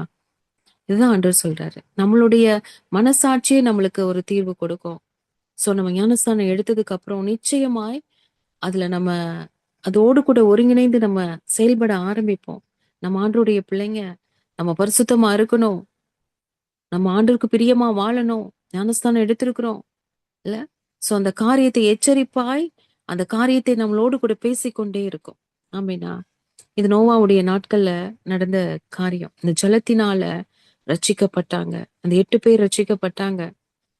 அது ஞானஸ்தானத்துக்கு அடையாளமாய் அந்த காரியம் சொல்லப்படுது. பேழைக்குள் பிரவேசித்தது, கிறிஸ்துவுக்குள்ள அவங்க அவங்க ஐக்கியமானாங்க, ஆண்டோருக்குள்ள அவங்க கடந்து போனாங்க. அதனால அவங்க பாதுகாக்கப்பட்டாங்கன்னு சொல்லி வேதம் நம்மளுக்கு கற்றுக் கொடுக்கிறது. அடுத்து நீங்க பாத்தீங்கன்னா மோசே நாட்கள்ல 1 கொரிந்தியர் 10:அதிகாரம் 1-2 வாசித்து பாருங்களேன். இப்படி இருக்க சகோதரரே, நீங்கள் எவைகளை அறிய வேண்டும் என்றிருக்கிறீர்கள் என்றால், நம்முடைய பிதாக்கள் எல்லாரும் மேகத்துக்கு கீழா இருந்தார்கள், எல்லாரும் சமுத்திரத்தின் வழியாய் நடந்து வந்தார்கள். ஆண்டவர் ஒவ்வொரு காரியமும் அவரு அவரு நியமித்து செய்த காரியங்கள் அத்தனையுமே ஒரு ஒரு ஒரு ஒரு காரியத்தை நினைவுபடுத்துது. ஒரு அடையாளத்தை ஆண்டவர் நம்மளுக்கு கற்றுக் கொடுக்கும்படியாக. ஏன்னா எல்லாரும் மோசைக்குள்ளாக மேகத்தினாலும் சமுத்திரத்தினாலும் ஞானஸ்தானம் படியாக இந்த பாதையின் வழியா ஆண்டவர் கடந்து போக பண்றாரு. இந்த பகல்ல மேக ஸ்தம்பம் என்பது ஞானஸ்தானத்திற்கு அடையாளமாய் சொல்லப்படுகிறது. இது எல்லாமே நம்ம கற்றுக்கொள்ளணும். இந்த நாட்கள்ல நம்ம எல்லாரும் நம்ம வேதத்துல ஒரு தெளிவை பெற்றுக்கொள்ள வேண்டும். அல்லேலூயா. சமுத்திரத்தை கடப்பதற்கு முன்பாக யோசித்து பாருங்களேன். எகிப்துல அவங்க இருக்கும்போது வாதைகள் வந்த போது தேவன் எந்த தீங்கும் வராமல் பாதுகாத்தார். உண்மைதானே? அங்க இஸ்ரேல் ஜனங்கள் அத்தனை பேர் பாதுகாக்க போறாங்க. எகிப்துல அவ்வளவு பேர் அழுதுட்டு கிடக்குறாங்க. ஆனா ஒரு வாதை கூட இவங்களுக்கு வரல. 10வது வாதை தலைசன் சங்கார தூதன் கடந்து வரும்போது எல்லா இஸ்ரவேல் மக்களுடைய வீடுகள் ஆட்டுக்குட்டியை தெரிந்தெடுத்து யாத்திராகமம் 12ஆம் அதிகாரத்துல இருக்கு. பஸ்காவை அடிச்சு ஈசோப்பு கொழுந்துகளின் கொத்தை எடுத்து கிண்ணியில இருக்கக்கூடிய ரத்தத்துல தோய்த்து அதுல இருக்கக்கூடிய ரத்தத்தை அந்த வாசலுடைய நிலைக்கதவுகள், கால்கள், மேற்சட்டம் எல்லாத்துலயும் அவங்க தெளிக்கிறாங்க. விடிய காலம் வரைக்கும் உங்களில் ஒருவரும் வீட்டு வாசலை விட்டு புறப்படக்கூடாதுன்னு அன்று சொல்லிட்டாரு. கர்த்தர் எகிப்தியரை அதம் பண்ணுவதற்கு கடந்து வருவார். அந்த ரத்தத்தை காணும் போது கர்த்தர் அந்த சங்காரக்காரனை உங்கள் வீடுகளில் உங்களை அதம் பண்ணுவதற்கு வர ஒட்டாமல் வாசற்படியில் விலகி கடந்து போவான்னு சொல்லிட்டு இந்த ரத்தத்தினால ஒரு மீட்பு. ஆட்டுக்குட்டியின் ரத்தம், அதுதான் பஸ்கா. இந்த ஆட்டுக்குட்டி அடிக்கப்பட்ட அன்றே இஸ்ரவேல் ஜனங்களுக்கு மிகப்பெரிய மீட்பை தேவன் உண்டு பண்ணினார். ஆமேனா? 41 வசனம் சொல்லுது, 430 வருஷம் முடிந்த அன்றைய தினமே கர்த்தருடைய சேனைகள் எல்லாம் எகிப்திலிருந்து அந்த இஸ்ரவேல் ஜனங்கள் அந்த தேசத்திலிருந்து புறப்பட ஆரம்பிச்சிச்சு. 51 வசனம் சொல்லுது, அன்றைய தினமே கர்த்தர் இஸ்ரவேல் புத்திரரை அணி அணியாய் எகிப்து தேசத்திலிருந்து புறப்பட பண்ணினார். இப்படி இது எதை காண்பிக்குதுன்னா, பாவத்திலிருந்து, உலகத்திலிருந்து, பிசாசின் அடிமைத்தனத்திலிருந்து விடுதலையாகி இங்க ஒரு மீட்பு, ஒரு ரட்சிப்பு. அடிமைத்தனத்திலிருந்து ரட்சிக்கப்பட்டு கர்த்தருடைய சேனைகளாய் இவங்க புறப்படுறாங்க. ரத்தத்தினால கழுவப்பட்டு மீட்கப்பட்டு பிள்ளைகள் என்ற ஸ்தானத்தை கொடுத்து அடிமைப்பட்டிருந்த இந்த உலகத்துக்கு, மாம்சத்துக்கு, பிசாசிட்ட இருந்து நம்மை மீட்டு கொண்டு வர்றாரு. இதுதான் அடையாளமா. 13ஆம் அதிகாரத்துல இந்த மீட்கப்பட்ட ஜனங்கள் அவங்கள வழிநடத்த கர்த்தர் என்ன பண்றாரு? பகல்ல மேக ஸ்தம்பம், இரவுல அக்கினி ஸ்தம்பம் வெளிச்சம் காட்ட அவங்களுக்கு முன் செல்றாரு. இந்த மீட்கப்பட்ட ஜனங்கள் மேகத்துக்கு கீழே நடத்தப்படுறாங்க. பழைய ஏற்பாட்டு ரட்சிக்கப்பட்ட ஜனங்களை எப்படி மேகத்தின் கீழே நடத்தினாரோ அதே போல புதிய ஏற்பாட்டு ரட்சிக்கப்பட்ட ஜனங்களை ஆண்டவர் சபையில சேர்க்கிறார். அப்போஸ்தலர் 2:47 வாசிக்கிறோம். ரட்சிக்கப்படுகிறவர்களை கர்த்தர் அனுதினமும் சபையில சேர்த்து கொண்டு வந்தார். அதனால சபை கூடுதல்ங்கிறது ரொம்ப ரொம்ப முக்கியம். தேவன் ஏற்படுத்தினது, சபை கூடி வருதல விட்டு விடாதீங்க அப்படின்னு சொல்லி ஆண்டவர் எச்சரிப்பாவும் சொல்லியிருக்கார். சோ அந்த 14ஆம் அதிகாரத்துல என்ன நடக்குது? சிவந்த சமுத்திரத்தின் வழியாய் அவர்களை நடத்தினார் சொல்லி நம்ம பார்க்கிறோம். வசனம் சொல்லுது, பெலிஸ்தேரின் தேச வழியாய் போவது சமீபமானாலும் தேவன் அவர்களை அந்த வழியாய் நடத்தாமல் சிவந்த சமுத்திரத்தின் வழியாய் ஜனங்களை சுற்றி போக பண்ணினார். தேவனுடைய வழி நடத்துதல் அற்புதமானது தான் சொன்னேன். தேவ திட்டத்தை நிறைவேற்றணும் என்பதற்காக நம்ம இன்றைய நாட்கள்ல படிக்கிற நம்ம அன்றைய நாட்கள்லே கர்த்தர் எப்படி அவங்கள இந்த ஞானஸ்தானத்தை அடையாளப்படுத்தி இவங்களை நடத்திட்டு வந்திருக்கிறாரு அப்படிங்கறத புரிந்து கொள்ள வேண்டும் என்பதற்காகவே கர்த்தர் அந்த நாட்கள்ல ஜனங்களை வழிநடத்தி கூட்டிட்டு வர்றாரு. மோசே கோலை நீட்டும் போது செங்கடல் 2ஆ பிளக்குது, மீண்டும் நீட்டும் போது மூடப்படுது. அவங்க எங்க போக 2ஆ திறக்குது? கானானுக்குள்ள. ஆமேனா? மோசே கோலை நீட்டி செங்கலை மூட செய்வது மீண்டும் நீங்க எகிப்துக்கு போகாம இருக்க வாசல் மூடப்படுது. இதுதான் அடையாளமே. ஆமேனா? ஏன்னா ஆண்டவர் சொல்றாரு, யூதா வம்சத்தாரில் தப்பி மீந்திருக்கிறவர்களே எகிப்துக்கு போகாதிருங்கள். எரேமியா 42:19 நம்ம வாசிக்கிறோம். திரும்பி நீங்க எகிப்துக்கு போயிடாதீங்க. அதனாலதான் செங்கடல் திரும்ப மூடிட்டாரு ஆண்டவர். உண்மை அதுதான். ஏன்னா அது ஓப்பன்லயே இருந்துச்சுன்னு வச்சுக்கோங்களேன், அந்த மக்கள் புலம்புன மக்கள் எல்லாம் திரும்ப நாங்க அங்கேயே போறோம்னு ஓடி இருப்பாங்க. உண்மை அதுதான்.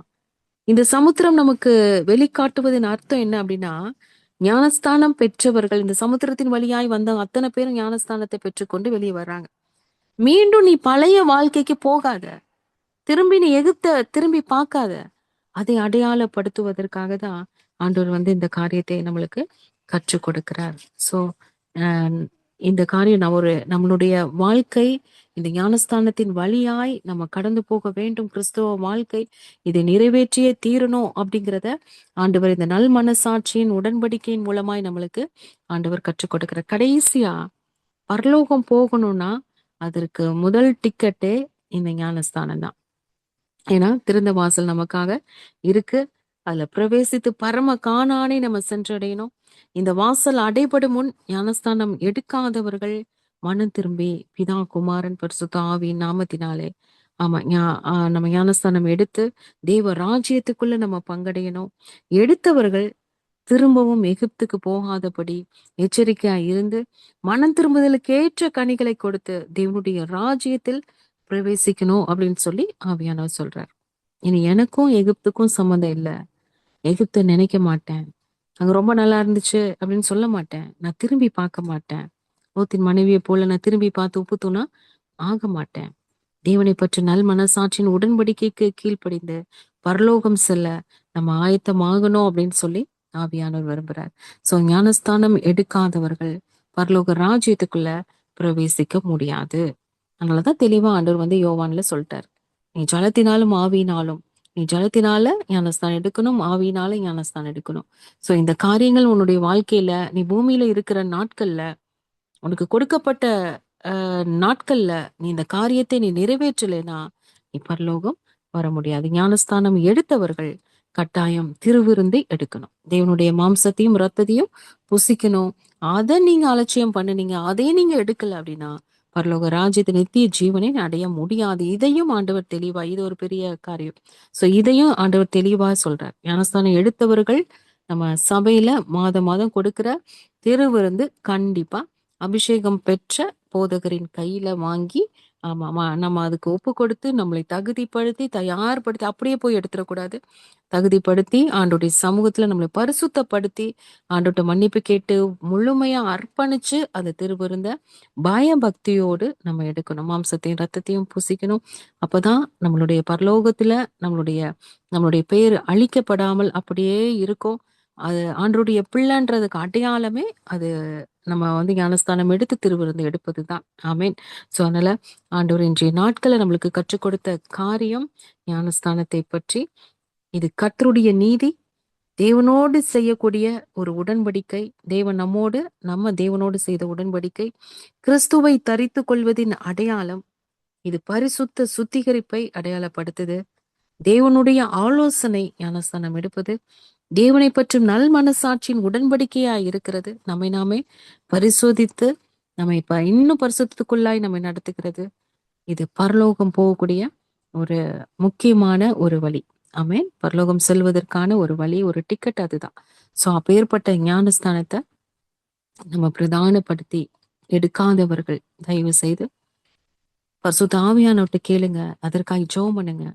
ஆண்டவர் நிச்சயமாய் நம்மை வழி நடத்துவார். எங்க ஆண்டவர் எடுக்கணும், எப்ப எடுக்கணும், யார்கிட்ட எடுக்கணும், எல்லாவற்றையும் ஆவியானவர் நம்மளுக்கு கற்றுக் கொடுப்பார். எடுத்ததுக்கு அப்புறம் எங்களுடைய வாழ்க்கை எப்படி இருக்கணும், கனி கொடுக்கிற வாழ்க்கையா இருக்கணும், ஆண்டவர் பிள்ளையா சாட்சியாய் நாங்க வாழணும், கிறிஸ்துவை தரித்தவர்களாய் நம்ம இருக்கணும், பரிசுத்தத்தின் மேல பரிசுத்தத்தை பெற்றுக்கொள், மகிமையின் மேல மகிமை பெற்றுக்கொண்டு அவரை போல வாழணும். அதுக்கப்புறம் தான் ஆண்டவர் ஞானஸ்தானம் எடுத்து அபிஷேகத்தை பெற்றுக்கொண்டுதான் அடுத்து ஆவியானவரால வனாந்தரத்துக்கு கொண்டு போறாரு. அங்க போய் 3 காரியங்களை சோதிக்கப்பட்ட பின்புதான் அவர் ஊழியத்துல என்ட்ராகிறாரு. முதல் அற்புதம் கானா ஊர்ல நடக்குது, கல்யாண வீட்டுல. சோ அதனால நம்ம ஆண்டருக்காக நம்ம வாழணும் அப்படின்னா நம்ம முதலாவது ஜலத்தினாலும் ஆவியினாலும். அநேகருக்கு சந்தேகம் வரும், முன்னாடி நான் அபிஷேகம் வாங்கிட்டேன், ஞானஸ்தானம் எடுக்கிறதுக்கு முன்னாடியே அது ஆவியானவர் நம்ம மேல வைத்திருக்கிற கிருபை. ஆமேனா. சோ அபிஷேகம் முன்னாடியே கொடுக்கப்படலாம், அபிஷேகம் பெற்றுக்கொண்டும் ஞானஸ்தானம் எடுக்கலாம். சோ அதனால இது ரெண்டையும் நம்ம நிறைவேற்றுவது இது பரலோக கட்டளை. சோ தேவ நீதியை நம்ம நிறைவேற்ற நம்ம ஆயத்தமாவும், எடுத்தவர்கள் அவருக்கு சாட்சியாய் வாழ நம்ம ஒவ்வொரு நாளும் பரிசுத்தப்படுத்தி அவருக்கு ஆண்டுடைய சமூகத்துல ஒப்பு கொடுத்து பழைய பாவத்தை நினைக்காதபடி, பழைய எண்ணங்களோடு வாழாதபடி, கிறிஸ்துவுக்காக வாழ்றோம்னு நம்ம உடன்படிக்கையில சொல்லியிருக்கோம், நம்ம அறிக்கை செஞ்சிருக்கோம். சோ அந்த அறிக்கையின்படியாய் கர்த்தருக்கு உண்மை உள்ளவர்களாய் வாழ்ந்து நம்ம எல்லாரும் பரலோக ராஜ்யத்துல பங்கடையணும். அதனாலதான் ஆண்டவர் சொல்லியிருக்கார் தெளிவா மத்தேயு 28:19, நீங்கள் புறப்பட்டு போய் சகல ஜாதிகளையும் சீஷராக்கி பிதா குமாரன் பரிசுத்த ஆவியின் நாமத்தினால் அவர்களுக்கு ஞானஸ்தானம் கொடுத்து. ஆமென். சோ ஒவ்வொரு காரியமும் நம்மளுக்கு வேதத்துல தெளிவாய் எழுதப்பட்டிருக்கிறது. பிதா குமாரன் பரிசுத்த ஆவியின் நாமத்தினாலதான் நம்ம ஞானஸ்தானம் பெற முடியும், பெற்றுக்கொள்ள வேண்டும். இந்த தேவ கட்டளையை நம்ம நிறைவேற்றுவோம். ஏன்னா பழைய ஏற்பாட்டிலேயே இந்த காரியத்தின் வழியாய் நம்மளை ஆண்டவர் கற்றுக் கொடுத்து கூட்டிட்டு வந்திருக்கிறார் இல்லையா. நோவா நாட்களையும் மோசே நாட்களையும் இல்ல இவரு நம்ம நாகமானுடைய காரியம் எல்லாவற்றிலும் இந்த ஞானஸ்தானத்தை அடையாளப்படுத்தி நம்மளுக்கு இன்னைக்கு ஆவியானவர் கற்றுக் கொடுத்திருக்கிறார். புதிய ஏற்பாட்டிலையும் இயேசு கிறிஸ்துவே நமக்கு முன்மாதிரியாய் அவர் வாழ்ந்து காமிச்சிட்டு போயிருக்காரு. ஞானஸ்தானம் எடுத்து காண்பித்திருக்கிறார். அதுவும் முழுக்க ஞானஸ்தானம் தான் எடுக்க வேண்டும் என்று அந்த காரியத்தை நம்மளுக்கு உணர்த்தியும் இருக்கிறார். அதனால சோ ஆண்டவருடைய பிள்ளைங்கள், ரட்சிக்கப்பட்ட பிள்ளைங்க தயவு செஞ்சு தாமதிக்காம, ஆமா, பிதா குமாரன் பரிசுத்த ஆவியின் நாமத்தினால ஞானஸ்தானம் பெற்று தேவனுடைய பிள்ளைகளாக பரிசுத்தமாய் மாறி பரலோக ராஜ்யத்துல பங்கடைய கர்த்தர் நம்மளுக்கு உதவி செய்வார். எல்லாரும் கண்களை மூடி நம்ம ஜெபிக்கலாமா. ஆவியானவர் கற்றுக் கொடுத்த காரியத்தை ஆவியானவர் சொல்றாரு, காதுள்ளவன் கேட்க கடவன். அல்லேலூயா, அல்லேலூயா. உதாசீனப்படுத்தாதபடி எடுக்காதவர்கள் எடுங்க, எடுத்தவர்கள் சாட்சியாய் உண்மை உள்ளவர்களாய் வாழுங்க. ஆண்டவருக்கு துரோகம் செஞ்சிடாதீங்க, திரும்ப பாவத்துல விழுந்துடாதீங்க. கர்த்தருடைய பிள்ளையாய், கர்த்தருக்கு ஏற்ற பிள்ளைகளாய், கிறிஸ்துவை தரித்தவர்களாய், கிறிஸ்துவை போல வாழுங்க. கர்த்தர் நிச்சயமாய் ஆசீர்வதிப்பார். எல்லாரும் ஜெபிக்கலாமா. அப்பா பிதாவே, நன்றியோடு நாங்கள் துதிக்கிறோம் ஆண்டவரே. என் தகப்பனப்பா, நீர் ஆச்சரியமாய் அதிசயமாய் எங்களுக்கு கற்றுக் கொடுத்த அப்பா ஸ்தோத்திரம். இந்த ஞானஸ்தானத்தை குறித்து ஆண்டவரே அப்பா ஸ்தோத்திரம். எங்களுக்கு அப்பா ஸ்தோத்திரம், நீங்க சொல்லி கொடுத்தீங்கப்பா. கோடி நன்றி ஆண்டவரே. அப்பா ஸ்தோத்திரம். இது கட்டாயம் எடுக்க வேண்டும் என்று என் ஆவியானவர் சொன்னதற்காய் ஆண்டவரே அப்பா ஸ்தோத்திரம் ஆண்டவரே. அப்பா இது கேட்கிற ஒவ்வொருத்தரும் ஆண்டவரே அப்பா எடுக்காதவர்கள் எடுக்கும்படியாய், எடுத்தவர்கள் தேவனுக்காய் கனி கொடுக்கிற ஒரு வாழ்க்கை அப்பா ஸ்தோத்திரம், சாட்சியாய் வாழ்ந்து ஆண்டவரே அப்பா திரும்ப ஆண்டவரே பழைய பாவத்துக்கு திரும்பி போகாதபடி உண்மை உத்தவமாய் வாழ்ந்து தேவனுடைய ராஜ்யத்துல பிரவேசிக்க, திருவிருந்து எடுக்க ஆண்டவரே அப்பா ஸ்தோத்திரம், நீ சொன்ன எல்லா கட்டளைகளையும் நிறைவேற்ற, பரிசுத்த ஆவியின் அபிஷேகத்தை பெற்றுக்கொள்ள அப்பா ஸ்தோத்திரம் ஆண்டவரே. என் தேவனுக்கு உண்மையுள்ள பிள்ளைகளாய் வாழ ஆண்டவரே அப்பா ஸ்தோத்திரம், எங்களுக்கு கிருபை பாராட்டுங்கப்பா. ஒவ்வொருத்தருக்கும் உணர்த்துங்கப்பா ஆண்டவரே. அப்ப ஏற்பட்ட அப்பா தயவினால் எங்களை நிரப்புங்க ஆண்டவரே.